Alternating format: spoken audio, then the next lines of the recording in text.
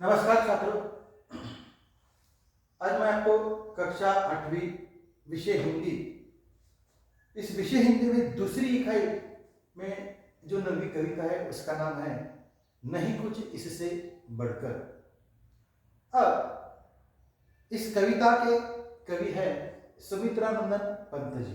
तो छात्रों, आज मैं आपको यहाँ इस पाठ पर आए हुए जो प्रश्न होते हैं उसे हम स्वमत अभिव्यक्ति के लिए कैसे प्रश्न पूछे जाते हैं, तो छात्रों हमें उसका उत्तर कैसे लिखना चाहिए इसके बारे में मैं आपको यहाँ ज्यादा जानकारी दे रहा हूं। तो छात्रों, प्रश्न ऐसा होता है कि मन शांति के लिए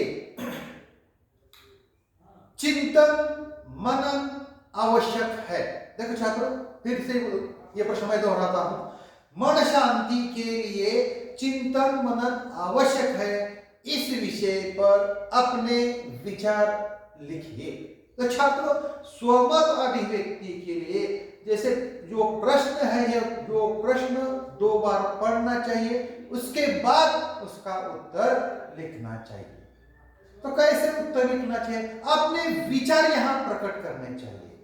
जैसे चिंतन का अर्थ है किसी कार्य को करने या होने के बाद उसे करने के लिए हमारे द्वारा अपनाई गई क्रिया और विचार पद्धति का विश्लेषण। हमने किसी बात को कैसे सोचा और समझा तथा उसे किस प्रकार क्रियान्वित किया। चिंतन मनन के द्वारा हमें अपनी गलतियों से सीखने, साथ ही किए गए कार्य की और बेहतर ढंग से करने का हमें अवसर मिलता है।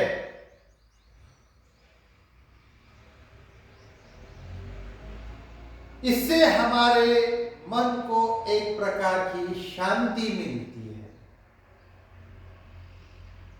किसी भी व्यक्ति को कोई दूसरा जितना सिखा सकता है उससे कहीं अधिक वह अपने स्वाध्याय और चिंतन मनन से सीख सकता है। इस प्रक्रिया में हम शांत भाव से किसी समस्या या मुद्दों के बारे में चिंतन कर सकते हैं। अपनी क्षमताओं, अपने लक्ष्य के विषय में चिंतन मनन अत्यंत आवश्यक है। छात्रों, इस कविता पर आधारित एक प्रश्न पूछा जाता है कि पद्य विश्लेषण कीजिए। मुद्दे दिए जाते हैं, कुछ पंक्तियां दिए जाते हैं कविता के, उस पंक्तियों पर आधार पर हमें पद्य विश्लेषण करने के लिए प्रश्न पूछा जाता है। तो उसका उत्तर हमें क्या करना चाहिए? जैसे ये कविता क्या है, कविता का नाम क्या है? नहीं कुछ इससे बढ़कर। इस कविता के कवि कौन है? सुमित्रा नंदन पंत।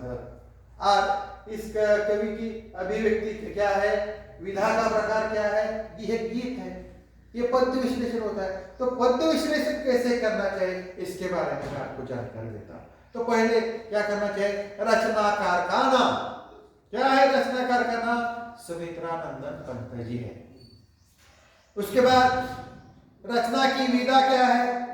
विधा का प्रकार है गीत है। और पसंदीदा पंक्तियां कौन से हैं?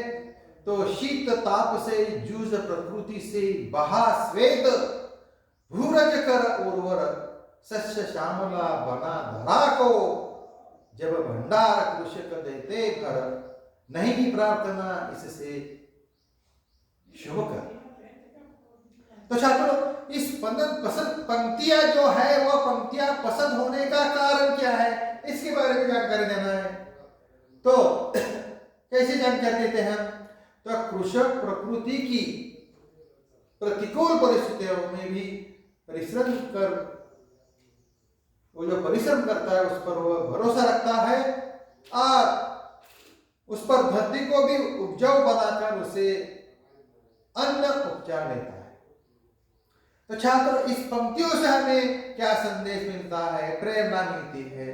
तो संदेश यह मिलता है, प्रेरणा यह मिलती है कि कृषक यानी किसान, कृषक कठिन परिस्थितियों में अपने श्रम से संसार को, प्राणियों के लिए अन्न उपजाता है और कृषक का ये जो श्रम है वो कैसा है? सराहना और पूजा के योग्य है। उपयुक्त लेखन में एक प्रश्न पूछा जाता है, ऐसा प्रश्न पूछा जाता है, सड़क दुर्घटनाएं कारण और उपाय विषय पर निबंध लिखिए। तो कैसे उत्तर लिखना चाहिए?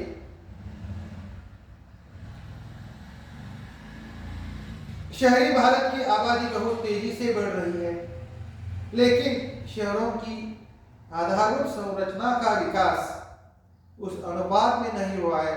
इसकी वजह से यातायात बड़ी समस्या बनकर उभरा है। यातायात के साधनों की भीड़ के कारण सड़क दुर्घटना बढ़ती जा रही है। आजकल शहरों से गांवों तक सड़कों का जाल बिछा है, जिन पर निरंतर वाहन दौड़ते रहते हैं। वाहनों की चपेट में आकर आए दिन बहुत से लोग मारे जाते हैं। वाहन चलाते समय यदि कुछ बातों का ध्यान रखा जाए तो सड़क पर होने वाली दुर्घटनाओं को काफी हद तक हम उसे रोका जा सकते हैं। घर से थोड़ा पहले निकलना चाहिए, वाहन की नियमित जांच करनी चाहिए। विशेष रूप से वाहन के light, brake, tyre, windscreen, wiper, battery, radiator और गाड़ी की हीटिंग सिस्टम पर भी हमें ध्यान रखना चाहिए। आगे वाले और बगल वाले वाहनों से उचित दूरी बनाए रखनी चाहिए। ड्राइवर को शराब या अन्य किसी नशीले पदार्थ का सेवन नहीं करना चाहिए। ड्राइवर को बहुत थकान हो तो लंबी यात्रा से बचना चाहिए। वाहन चलाते समय मोबाइल फोन पर बातें नहीं करनी चाहिए।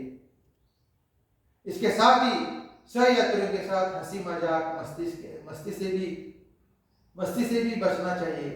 यह भी कभी कभी हादसे का कारण बन जाते हैं। तो छात्रों, आज मैंने आपको कक्षा 8वीं विषय हिंदी, इस विषय हिंदी में नहीं कुछ इससे बढ़कर इस कविता के कवि है सुमित्रानंद पर, और ये विधा का प्रकार है गीत।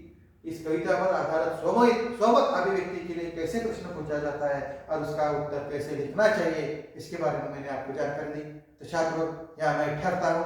धन्यवाद।